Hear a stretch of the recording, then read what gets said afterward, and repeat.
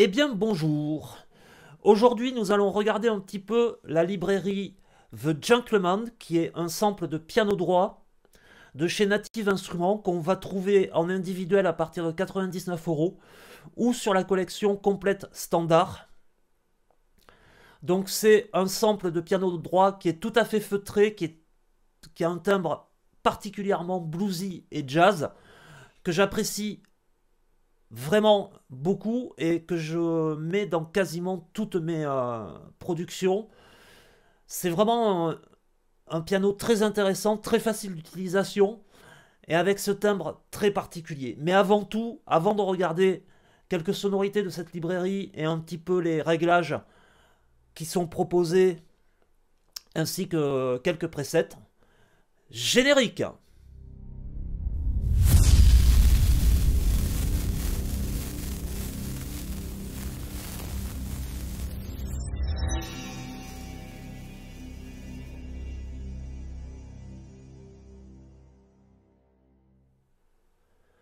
Alors, lorsque vous ouvrez cette librairie, soit par contact, soit par complète contrôle, vous allez tomber sur cette première page de paramètres ici, donc avec une photo du piano. Alors, on ne sait pas sur quelle base de piano a été fait le sample, donc c'est difficile à dire, puisqu'il n'y a aucune information de ce côté-là de la part de Native Instruments. Alors, on va trouver quelques premiers réglages ici, une section tonalité, une section anatomie et une section reverb. Dans chaque section, si on déplie les pages,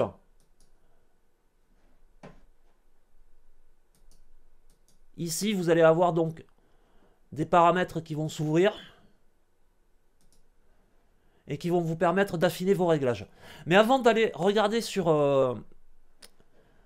ces paramètres, ce qu'ils peuvent apporter au niveau du son, on va écouter quelques presets que j'ai sélectionnés pour vous et qui vont vous donner une vision générale de la tonalité de ce piano. C'est parti!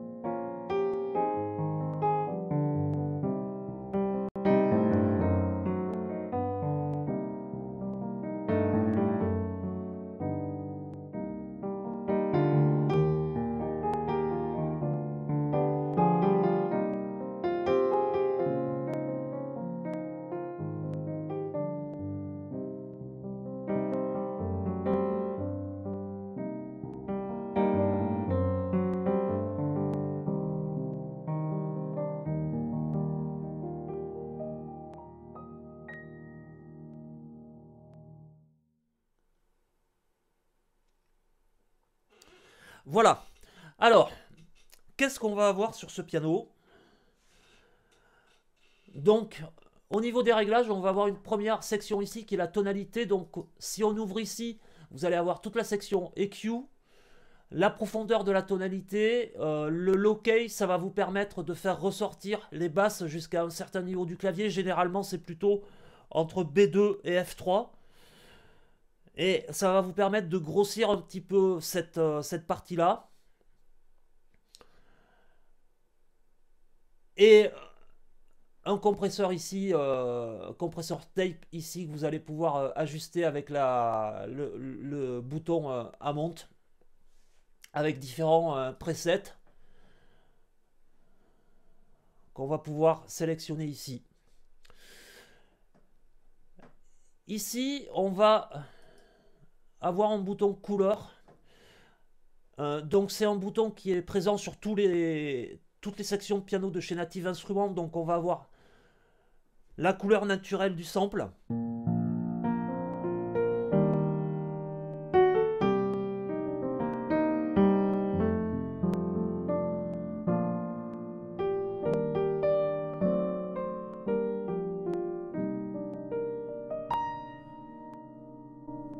Qu'on va pouvoir ajuster en fonction de la tonalité souhaitée. Donc on va pouvoir soit le mettre très soft,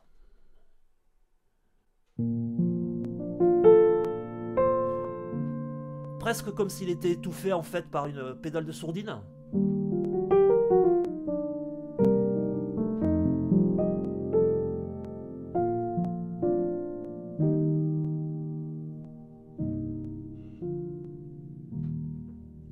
Voilà, très doux. Ou on peut le mettre très brillant.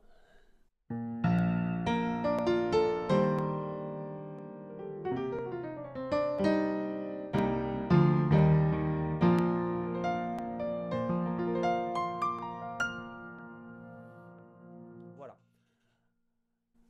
On a aussi cette section lead, donc qui est en fait le panneau du piano, donc on peut laisser ouvert ou fermé.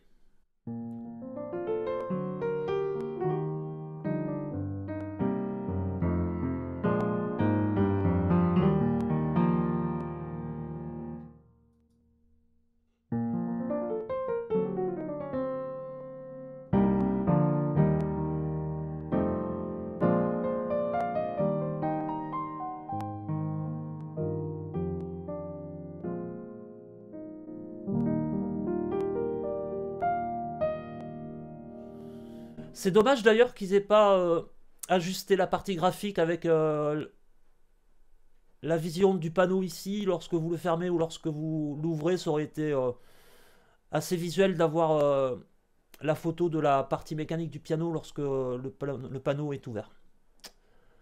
L'anatomie du piano va conserver donc tous les bruits mécaniques. Alors on peut régler ici la valeur de la dynamique. Si vous avez une dynamique trop importante, vous pouvez la réduire ou au contraire l'augmenter si vous êtes sur un clavier type synthé par exemple. Ça va vraiment ajuster votre dynamique de jeu. Vous allez pouvoir régler ici la résonance de la pédale. Alors là elle est complètement coupée. Je parle de la résonance de la pédale de sustain bien évidemment.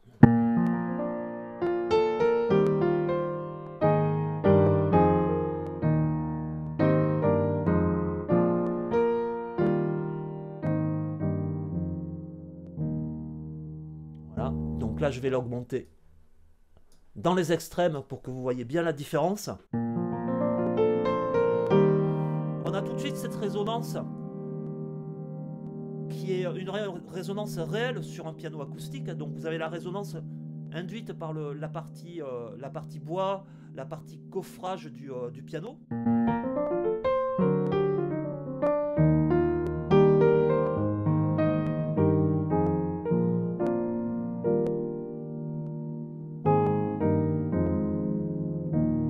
Ça apporte plus de profondeur bien évidemment au son. Généralement, par défaut, elle va se mettre à peu près ici. Si vous dépliez la page, ici on va voir donc toute cette section concernant les bruits mécaniques. L'overtone ici, qui est le premier paramètre qu'on peut ajuster, c'est tous les scintillements des cordes par résonance sympathique qu'on peut augmenter ou diminuer.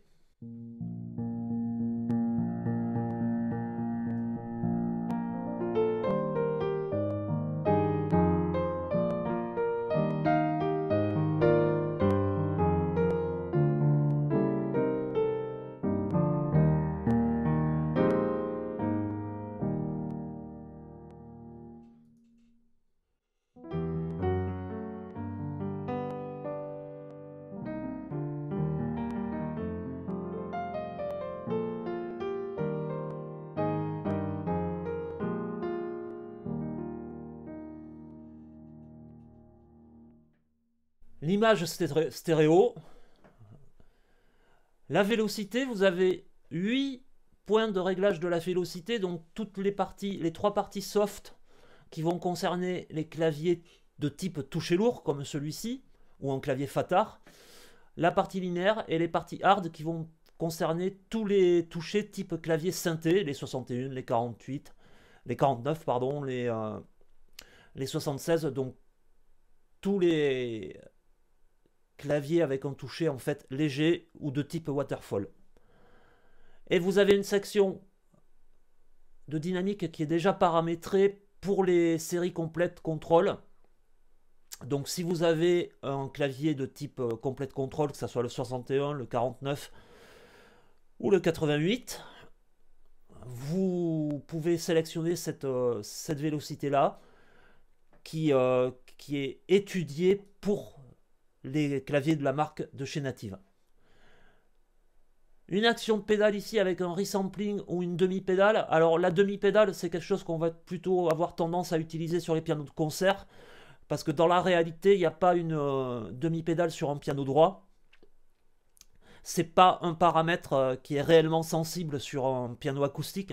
Par contre, c'est quelque chose que vous pouvez ajuster sur un piano de concert ou un piano type quart de queue ou un demi-queue, où là, il y a une vraie action sur le sustain de la pédale. Donc cette section-là que vous retrouvez sur bien sûr sur toutes les collections piano est très utile sur les grands pianos type noir ou The Grandeur par exemple. Le release du sample que vous pouvez ajuster et la partie noise concernant les bruits mécaniques. Donc on va voir le marteau ici.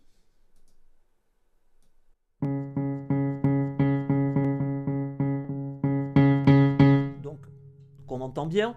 Ça va accroître le réalisme du piano. Le dampers.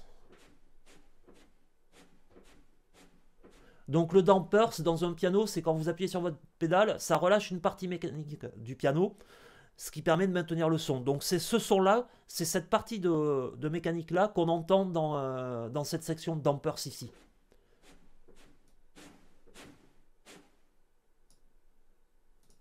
La pédale.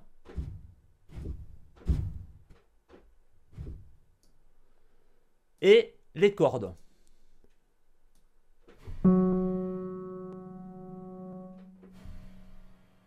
C'est des sons qu'on n'entend pas forcément sur un piano droit, mais on les entend bien sur les pianos à queue. Lorsque vous appuyez sur la pédale, ça relâche les étouffoirs, ça relâche toute la mécanique de votre clavier, ce qui engendre tous ces petits bruits, notamment sur les cordes ou sur la partie mécanique du piano, donc on peut régler ici.